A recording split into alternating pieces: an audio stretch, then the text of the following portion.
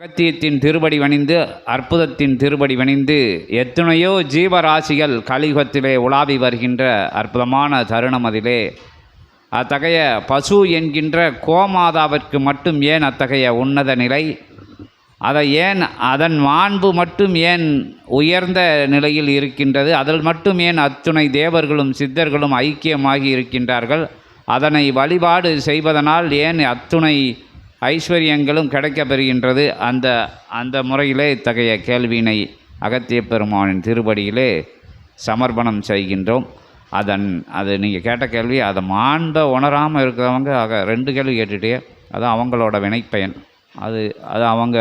அது உணரக்கூடிய தன்மை. அவங்க என்னைக்கு அந்த வினையிலிருந்து வெளியே வராங்களோ அன்னைக்கு எத்தனையோ ஜென்மம் எடுக்க வேண்டியது வரும். ஒரு கோமாதா பூஜை நடத்தணும், அதை அனுக்கிரகம் பெறணும், கோமாதாவுக்கு வயிறார உணவு கொடுக்கணும். அப்படிங்கிறதுக்கே எத்தனையோ, அது தொழில் ரீதியாக கொடுக்குறது வேறு, பிரபஞ்சத்தை வணங்கி கோமாதாவை வணங்கி நிற்கிறதுங்கிறது வேறு.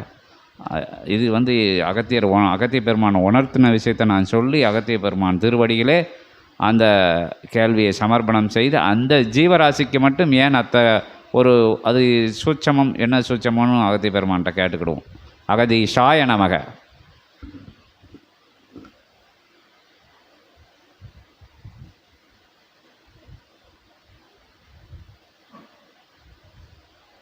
ஏற்றமிகு நிலை பெற்ற பிரபஞ்ச மகா சபையினுடைய ஆசானாய் எழில்நிலை கொஞ்சம் சிவகூரை தலம் அமைத்து திருச்செந்திலகம் அமைத்து அமர்ந்து சற்சங்கப் பெருவிழாவில் அமர்ந்து அகத்தியனை அமர வைத்து ஆசிகூறச் செய்து அற்புத வினாதனை சீடர்கள் தொடுக்க இணையாக அமர்ந்து அவர்களோடு விடைதனை பகிரும் சித்தனே. கோமாதா பூஜைதனிலே ஆற்றலாய் எத்தகைய நிலைதனை கையாளுகிறார்கள்? அக்கோமாதாவிற்குரிய ஆற்றல் என்ன?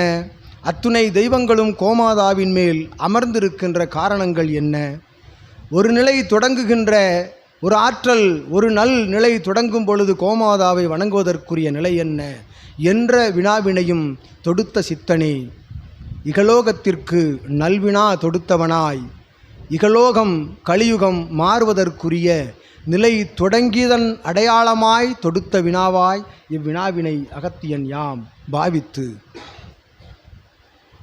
நீர் கூறிய அத்தகைய நிலையிலே விடை அமிழ்ந்திருக்கின்றது. கோ என்றால் ஆள்பவள், அரசி, அரசன் என்ற நிலைதனை குறிக்கும். மாதா என்றால் பெண்ணினுடைய ஆற்றலை குறிக்கும். அரசாளுகின்ற பெண்ணாக அண்ட சராசரம் ஆளுகின்ற முப்பெரும் தேவியரினுடைய வடிவமாக அமைந்திருக்கும் சக்தி தேவியின் சொரூபமாய் அத்தகைய கோமாதா திகழ்கிறது என்பதனை அகத்தியன் உணர்த்துகின்றோம். சக்தி தேவிக்குள் அத்துணை ஆற்றலும் புகுந்து அமர்ந்திருக்கின்றது.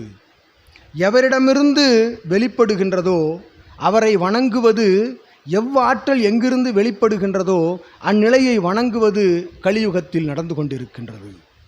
ஆற்றல் வெளிப்படும் இடம், ஆற்றல் மிளிரும் இடம், ஆற்றல் மற்றவர்களுக்கு அருளை பகிரும் இடமாக எவ்விடம் என்றால் அது அத்தகைய திருக்கோமாதாவினுடைய சரீரத்திலே. அப்பழுக்கற்ற சரணாகதியோடு அக்கோமாதா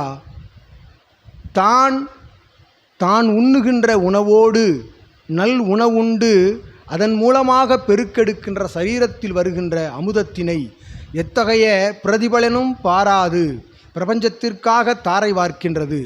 அவ்வாறு பிரபஞ்சத்திற்கு தாரை வார்க்கின்ற பொழுது அத்தகைய தான தர்ம கைங்கரிய நிலைதனை அது கையாளுகின்ற பொழுது மென்மேலும் மென்மேலும் அத்தகைய அமுதத்தின் மூலமாக சக்தி தேவியினுடைய அருளானது பன்மடங்காக பெருக்கெடுக்கின்றது.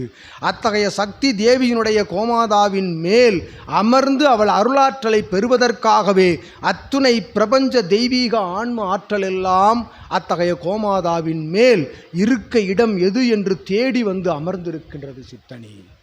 ஒவ்வொரு இடங்களிலும் ஒவ்வொரு ஆற்றல் அமர்ந்திருக்கின்றது. கோமாதாவினை எத்திசைதென்று வணங்கிய பொழுதும் பிரபஞ்சத்தை வணங்கிய நிலையாய் அது வணங்கப்படுகிறது. அது இயல்பாக நிலை கொண்ட நிலையாய் அது திகழப்படுகிறது.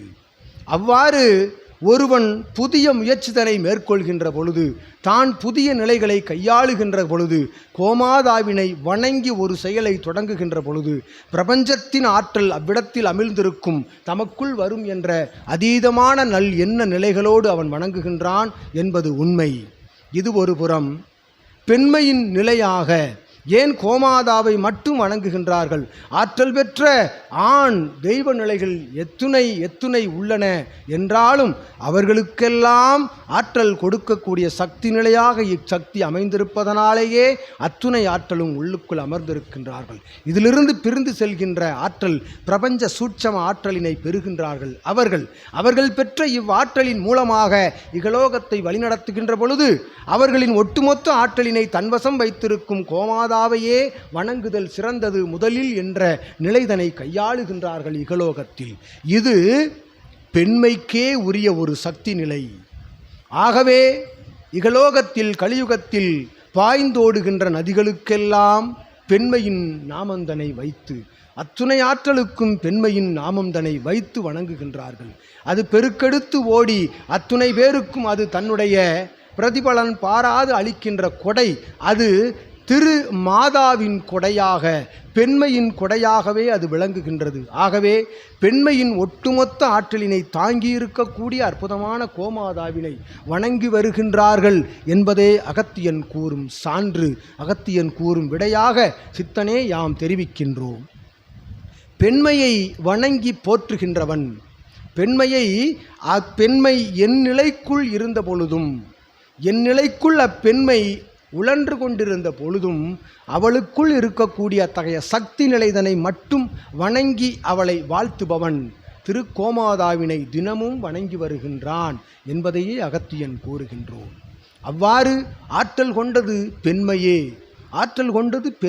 அப்பெண்மையினை தாங்கியிருக்கும் சக்தி தேவிக்குள் இருக்கக்கூடிய அத்துணை ஆற்றலினையும் பெறுவதற்காகவே அத்துணை ஆற்றலும் கோமாதாவின் மேல் வந்து அமிழ்ந்திருக்கின்றன என்றும் அகத்தியன் உரை நிகழ்த்தி விடை கூறி அமர்ந்திருக்கின்றோம். அகதீசாய நமக.